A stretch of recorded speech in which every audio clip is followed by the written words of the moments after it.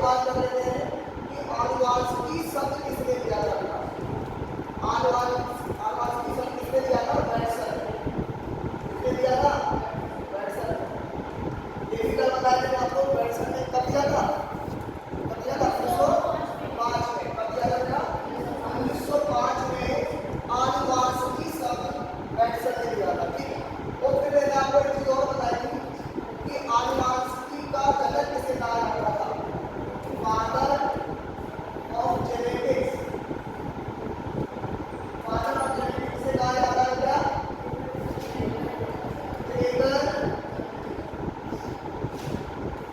Gregor John Mendel. इन्हें कहा जाता था ग्रेगर जॉन मेंडल को आनुवांशिकी का जनक कहा जाता है। साथ में क्या बोलते हैं? क्या मेंडल बोल सकते हैं ना? क्या बोल सकते हैं? मेंडल बोल सकते हैं। ये चीजें हमने कल बता दी थे, क्लास में वापस और फिर से बता दी। क्या करेगा? आनुवांशिकी शब्द दिया था वैटसन ने सन 1905 में। फादर ऑफ जेनेटिक्स से कहा जाता है ग्रेगर जॉन मेंडल को कहा जाता था। अब हमारा टॉपिक कौन सा स्टार्ट हो रहा है? ग्रेगर जॉन मेंडल कौन थे, क्या थे, कब जन्म हुआ, इनका इन्होंने किस पर कार्य किया, ये सारी चीजें हम लोग पढ़ने वाले हैं। तो इसके बाद जो हेडिंग हम लोग पढ़ेंगे वो पढ़ेंगे ग्रेगर जॉन मेंडल एवं उनके कार्य।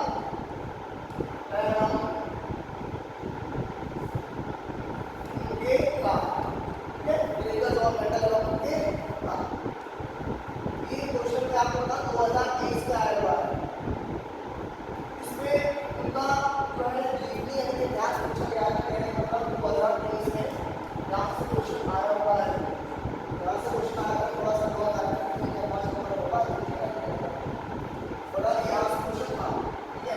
अब बात ये करते थे ग्रेगर जॉन मेंडल कौन थे, कहाँ थे, क्या कार्य किया, किस प्रकार किया, उनको आनुवांशिकी का जनक क्यों कहा जाता था, ये सारी चीजें हम लोग यहाँ पर देखने वाले हैं। तो बात करते हैं ग्रेगर जॉन मेंडल के जन्म की। सबसे पहले लोग बात करते हैं जन्म। इनका जन्म कब हुआ था? ये बात करते हैं 22 जुलाई 1822। मैंने आपको बताया था कि आगे 22 पीछे 22, स्टार्टिंग से 18। ठीक है, कब? 1822। तो ग्रेगर जॉन मेंडल का जन्म हुआ था बेटा 22 जुलाई 1822 में हुआ था। और ये कहाँ के निवासी थे? इनका जन्म कहाँ हुआ था बेटे? एक ऑस्ट्रिया है ना, ऑस्ट्रिया। ऑस्ट्रिया के एक स्थान है जिसका नाम है ब्रून। ब्रून नामक स्थान। बेटा ब्रून नामक स्थान। ब्रून नामक स्थान में यानी कि ब्रून नामक स्थान है कहाँ पर बेटा? ऑस्ट्रिया। इस ब्रून नामक स्थान पर यानी कि ऑस्ट्रिया में ग्रेगर जॉन मेंडल का जन्म हुआ। कब हुआ? 22 जुलाई 1822 में हुआ। ठीक है। और बात करें तो ये जो ग्रेगर जॉन मेंडल थे ये चर्च में कौन थे? चर्च में पादरी। कौन थे? चर्च में पादरी को देख करते हैं चर्च की। ठीक है, वहां पर चर्च की पादरी थे। बात करते हैं वहां पर एक बहुत बड़ा बगीचा था और बहुत बड़े बगीचा था। उस बगीचे में उन्होंने एक पौधा देखा जिसका नाम था मटर। इस मटर के पौधा देखा और इस मटर के पौधे पर इन्होंने अपना प्रयोग किया था, अपना जो कार्य किया था ग्रेगर जॉन मेंडल ने इस पौधे पर कार्य किया था, मटर के पौधे पर कार्य किया था। आपसे क्वेश्चन सीधा पूछ सकता है ग्रेगर जॉन मेंडल ने किस पौधे पर कार्य किया? तो ग्रेगर जॉन मेंडल ने किस पौधे पर कार्य किया? मटर के पौधे पर कार्य किया। कहीं ये लिखा होगा उद्धार मटर। ठीक है, लिखा होगा उद्धार मटर। ठीक है, याद रखना कैसे मटर? उद्धार मटर के मटर के पौधे पर कार्य किया। और पूछ लेते हैं कि मटर का पौधे का बोटेनिकल नाम क्या होता है? तो यहाँ पर मैं बता देता हूँ क्या मटर के पौधे का जो बोटेनिकल नाम होता है वो होता है पाइसम सेराइवम। पाइसम सेराइवम। अच्छा बताइए पाइसम सेराइवम सही था? पाइसम सेराइवम ये सही था? बताओ चलो ये पाइसम सेराइवम ऐस छोटी बड़ी ये आनुवांशिकी से संबंधित कितने नियम दिए थे? 3। और कितने वर्षों में इन्होंने अध्ययन किया था? 8 वर्षों तक अध्ययन किया और 3 नियम प्रस्तुत कर दिए ये वाले। ठीक है, जब इन्होंने ये 3 नियम प्रस्तुत किए, ठीक है, तो इन्होंने अपने नियमों को मतलब चेक कराने के लिए या कह सकते हैं कि इसको कंफर्म कराने के लिए कि मैंने ये 3 नियम खोजे हैं ये सही है या गलत है। तब इन्होंने वैज्ञानिकों के सामने अपने नियम को प्रस्तुत किया तो दुर्भाग्यवश उस समय प्रयोग चल रहा था अपना डार्विन का। डार्विन नाम सुना होगा आपने, डार्विन, हाँ वैज्ञानिक है ये, साइंटिस्ट है डार्विन। ये डार्विन किसका अध्ययन कर रहे थे उस समय बेटे? विकासवाद का। विकासवाद का ये उस समय अध्ययन चल रहा था, सभी का ध्यान विकासवाद की ओर था, जिस कारण इन्होंने अगर वैज्ञानिकों ने जो भी इनके नियम मेंडल के निकाले गए थे इस पर इन्होंने ध्यान नहीं दिया। सारा फोकस किस पे था बेटा? विकासवाद पे था। उस समय इनके नियमों को महत्वता नहीं मिली। दुर्भाग्यवश बीमार होकर सन 1884 में मेंडल की क्या हो गई बेटा? मृत्यु हो गई। क्या हो गई? मृत्यु हो गई। कब हो गई? 1884 में इनकी क्या हो गई? मृत्यु हो गई। जैसे 1884 जब इनकी मृत्यु हुई बेटा, इनकी मृत्यु के बाद 16 वर्ष बाद सन 1900 में, कब बेटा? सन 1900 में 3 वैज्ञानिक आए। कितने वैज्ञानिक आए सन 1900 में? 3 वैज्ञानिक आए बेटे। कितने वैज्ञानिक? 3 वैज्ञानिक। एक कौन थे बेटे? कोई नाम बताए? एक थे शेरमान, कार्ल लॉरेंस, ह्यूगो डिब्रेस, है ना? कौन थे बेटा? मान लो कि पहले लिखते थे कार्ल लॉरेंस, कार्ल लॉरेंस थे। एक थे ह्यूगो डिब्रेस, ह्यूगो डिब्रेस, ठीक है? कौन थे? ह्यूगो डिब्रेस। तीसरे कौन थे बेटे? तीसरे हमारे थे शेरमान। कौन थे? शेरमान। तो इन तीनों वैज्ञानिकों ने क्या किया बेटा? इन तीनों वैज्ञानिकों के ने सन 1900 में मेंडल के नियमों को फिर से रीओपन किया। रीओपन करने के बाद वही निष्कर्ष निकाले जो पहले मेंडल निकाल चुके थे। इन्होंने कहा ये मेंडल के नियम तो सत्य है, मेंडल के नियम सत्य है। तब से इन्हीं 3 वैज्ञानिकों के कारण तब से मेंडल को हम लोग जेनेट फादर मानने लगे कि हाँ मेंडल ने ही आनुवंशिकता की नींव डाली थी, मेंडल ने जो नियम निकाले थे वो सत्य थे। इन्होंने इसको प्रमाणित कर दिया तीनों वैज्ञानिकों ने कि मेंडल जो नियम निकाल चुके थे वो बिल्कुल सत्य और स्पष्ट थे, जिस कारण को मेंडल को क्या कहा जाने लगा बेटा? Father of genetic. क्या कहा जाने लगा? फादर ऑफ जेनेटिक कहा जाने लगा। इसी के साथ ही हमारी समरी पूरी कंप्लीट हुई कि मेंडल का जन्म कहाँ हुआ, कब हुआ, कहाँ, किस पर कार्य किया, किस पौधे पर कितने वर्षों तक कार्य किया। विकासवाद पर ध्यान दिया जा रहा था डार्विन के उस समय, मेंडल के नियमों को महत्वता नहीं मिली, जिस कारण कुछ अव्यवस्था के कारण, अस्वस्थता के कारण उनकी मृत्यु हो गई सन 1884 में। फिर उसके बाद सन 1900 में 3 वैज्ञानिक आए, कार्ल लॉरेंस, ह्यूगो डिब्रेस, शेरमान। इन तीनों वैज्ञानिकों ने मेंडल के नियमों को रीओपन किया। वही इसका निकाले को मेंडल पहले निकाल चुके थे।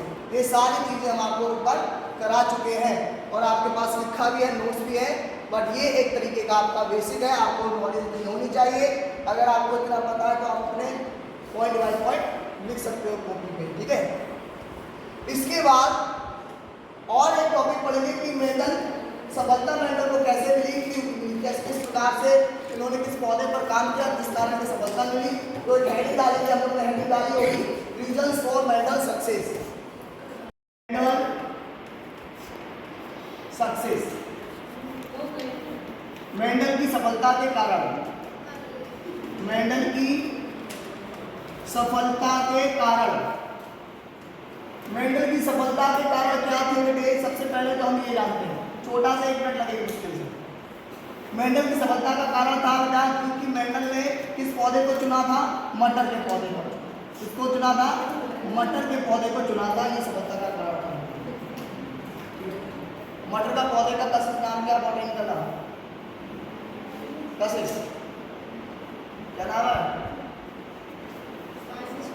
पायसम सटाइरोन। क्या है? पायसम सटाइरोन।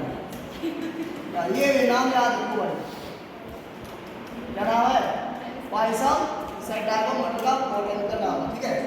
मेंडल की सफलता का कारण था क्योंकि मेंडल ने किस पौधे को चुना बेटा? मटर के पौधे को चुना। क्यों चुना? क्यों चुना? ये रीजन आता है, वो इसलिए चुना बेटा क्योंकि मटर का पौधा बेटा 1 वर्षीय होता है। कैसा होता है? 1 वर्षीय होता है।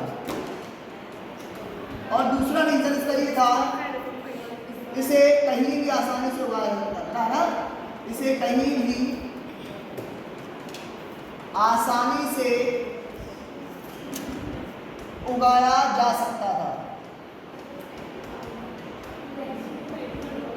तीसरा रीजन क्या था बेटा, इनमें स्वपरागण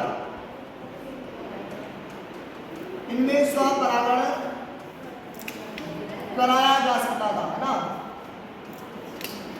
इनमें स्वपरागण कराया जा सकता था। ये 3 रीजन थे क्या बेटा इनकी सफलता के, ठीक है। मटर का पौधा चुनना इनकी सफलता था, इसी मटर के पौधे पर इन्होंने आनुवंशिकता के नियम दिए और इसे इनको क्या कहा जाता है, फादर ऑफ जेनेटिक कहा जाता है, ठीक है। इसको कुछ कितने विरोधी लक्षणों का अध्ययन करके ये 3 आनुवंशिकता संबंधी नियम प्रस्तुत किए। कहाँ पर, व्हाइट, ये संकीर्णित। तो जो 7 इन्होंने कितने विरोधी लक्षण दिए थे बेटा, 7, टोटल 7 विरोधी लक्षण दिए। वो 7 विरोधी लक्षण ये है, 1 2 3 4 5 6 7। इन्हीं 7 विरोधी लक्षणों को लेकर मेंडल ने क्या किया, अपने 3 आनुवंशिकता संबंधी नियम प्रस्तुत किए। इन्हीं 3 आनुवंशिकता संबंधी नियम में प्रयोग किए गए थे 7 विरोधी लक्षण। देखिए ये क्या है, कैरेक्टर, ये सारे कैरेक्टर हैं। ये डोमिनेंस मतलब प्रभावी लक्षण कौन सा रहा था इनका, अप्रभावी लक्षण कौन सा रहा था। तो पहला इनका जो लक्षण था बेटा वो था तने की लंबाई। तने की लंबाई इन्होंने कैसी ली थी बेटे, जो तने की लंबाई ली थी कैसी थी, तना कैसा था, लंबापन यानी कि टॉल था, और बोना यानी कि ड्रॉप था, यानी कि प्रभावी लक्षण तने की लंबाई में कौन सा था, लंबापन, और अप्रभावी में बोनापन आ गया था। दूसरा क्या आ गया था बेटा, पुष्प की स्थिति। पुष्प की स्थिति कैसी थी, एक्सियल यानी कि, और दूसरा था टर्मिनल यानी कि अग्रस्त। और तीसरा जो लक्षण लिया था पुष्प का रंग के आधार पर, पुष्प का रंग कैसा था, बैगनी, कहीं कहीं लाल देखने को मिल जाता, नहीं तो बैगनी और सफेद अप्रभावी लक्षण था। और फली का रूप क्या था, फली के रूप में जो प्रभावी लक्षण था वो फूला हुआ इन्फ्लेटेड था, और जो अप्रभावी रिसेसिव कैरेक्टर था वो कैसा था, संकीर्णित यानी कि कॉन्स्ट्रिक्टेड। और जो 5वां कैरेक्टर लिया था फली का रंग।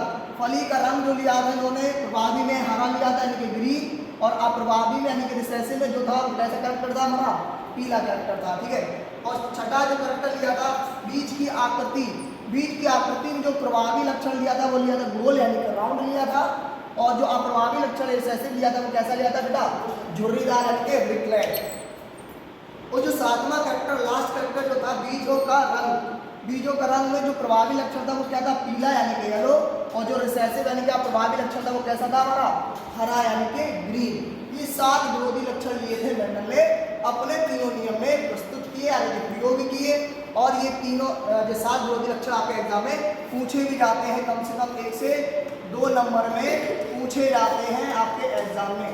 पूछ लेगा कि निम्नलिखित में से प्रभावी लक्षण था मेंडल का, तो वहाँ पर प्रभावी यानी कि तने की लंबाई में कौन सा हो जाएगा, लंबापन, और अप्रभावी कैसा हो जाएगा, बोना।